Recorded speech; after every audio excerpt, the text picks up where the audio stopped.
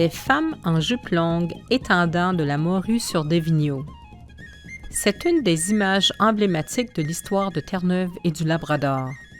Ces femmes, qui faisaient partie de l'équipe de terre, remplissaient une fonction cruciale dans la pêche côtière. Il n'en a pas toujours été ainsi. L'industrie de la pêche terre-neuvienne est née de la pêche migratoire qui remonte au 16e siècle. À cette époque, les pêcheurs européens traversent l'océan pour venir pêcher ici. Ils arrivent au printemps et repartent à l'automne. La participation des femmes est très limitée. Les constants affrontements entre la France et l'Angleterre entre 1790 et 1815 perturbent cet état de fait. Ces deux pays abandonnent le commerce de la morue pour se concentrer sur la guerre. Terre-Neuve se retrouve alors en situation de monopole. L'essor de son économie attire des milliers de personnes de l'Angleterre et de l'Irlande qui désirent s'installer sur l'île et y fonder une famille. Rapidement, l'expansion de la pêche de résidents se substitue à la pêche migratoire. La famille devient le noyau central de l'industrie et remplace les travailleurs venus d'ailleurs. En général, les hommes pêchent en mer et les femmes transforment le poisson sur le rivage. Les hommes donnent parfois un coup de main à la préservation du poisson. Ces deux groupes sont les piliers d'une activité qui restera l'assise de l'économie terre-neuvienne pendant des générations. Pendant l'été, les femmes se consacrent presque entièrement à la transformation de la morue. Leur tâche s'amorce sur le chaffaut, une construction en bois érigée sur le rivage. Il comprend une plateforme qui permet le déchargement du poisson des bateaux de pêche par les hommes et une remise où travaillent les femmes à transformer le poisson. En 1866, le missionnaire William Wilson fait une description de leurs tâches. Examinons le travail des femmes sur le rivage. Nous nous apercevrons que leurs tâches sont répétitives et même plus épuisantes que celles des hommes. Une fois le poisson déchargé par les hommes sur la tête de chafaud, une des femmes le dépose sur la table à dépecer.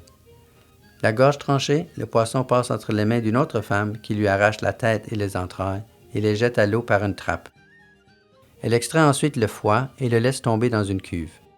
Elle passe le poisson vers la suivante qui lui enlève la colonne vertébrale d'un seul coup de couteau et la rejette à l'eau avant de faire glisser le poisson dans une brouette. Chaque femme à la table de dépeçage porte un tablier en cuir attaché à la nuque qui protège sa robe. La brouette remplie est tirée vers l'extrémité supérieure du chafaud pour le salage. Une femme d'expérience est responsable du salage. Tout ce travail débute en soirée dès que les bateaux de pêche reviennent. Si les prises sont très nombreuses, il se prolongera toute la nuit. Au lever du soleil le lendemain matin, les femmes ont déjà commencé à transporter le poisson du chafaud au vigneau. La plupart des vigneaux sont des plateformes en bois sur pilotis recouvertes de branches. D'autres surfaces unies, comme la plage ou même un toit, peuvent servir de vigneau. Les femmes déposent le poisson sur les vigneaux pour le faire sécher au soleil. Ensuite, elles retournent au chafaud, transformer d'autres prises rapportées par les hommes. Ce travail occupe toute leur journée. L'après-midi, il faut retourner le poisson étendu le matin. La période du séchage prend des semaines et requiert un temps chaud et sec, au mieux avec un vent léger. Le mauvais temps est une catastrophe. Au moindre signe avant-coureur de pluie, les femmes se précipitent vers les vigneaux pour couvrir le poisson. Leur savoir-faire et leur dévouement impressionnent la rédactrice touristique Victoria Hayward, qui effectue plusieurs séjours à Terre-Neuve au début des années 1900. La grande connaissance qu'ont ces femmes de la transformation du poisson est remarquable. Elles évaluent mieux les conditions météorologiques qu'un expert en la matière. Avant même qu'un promeneur ne remarque dans le ciel le nuage furtif, ces femmes s'empressent de ramasser le poisson. Si une douce soirée permet de laisser le poisson à l'extérieur toute la nuit, elles prendront soin de retourner le poisson la peau vers le haut en cas de pluie. La part des femmes dans la préservation du poisson est vitale. C'est la qualité de leurs efforts qui détermine la qualité du poisson vendu à l'automne au marchand local. Si le salage et le séchage du poisson sont médiocres, si le poisson est plus ou moins salé et humide, le marchand l'achètera à bas prix. Le revenu de la famille repose d'une part sur le nombre de prises que rapportent les hommes et d'autre part sur la qualité de la transformation du poisson. Si ce travail sur le rivage accapare la presque totalité de leur temps l'été, ces femmes doivent néanmoins remplir beaucoup d'autres tâches. La préparation des repas est une perpétuelle corvée. Il y a 4 gros repas par jour à prévoir et des collations entre les repas.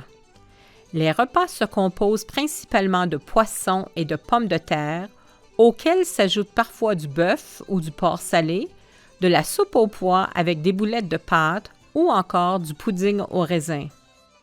Les collations sont plus légères et consistent par exemple en une tasse de thé accompagnée de pain beurré. Les femmes font aussi leur pain, une tâche qui demande du temps et du savoir-faire. Elles en font tous les jours, parfois 2 fois par jour. Avant l'existence de la levure commerciale, les femmes cultivaient elles-mêmes le houblon.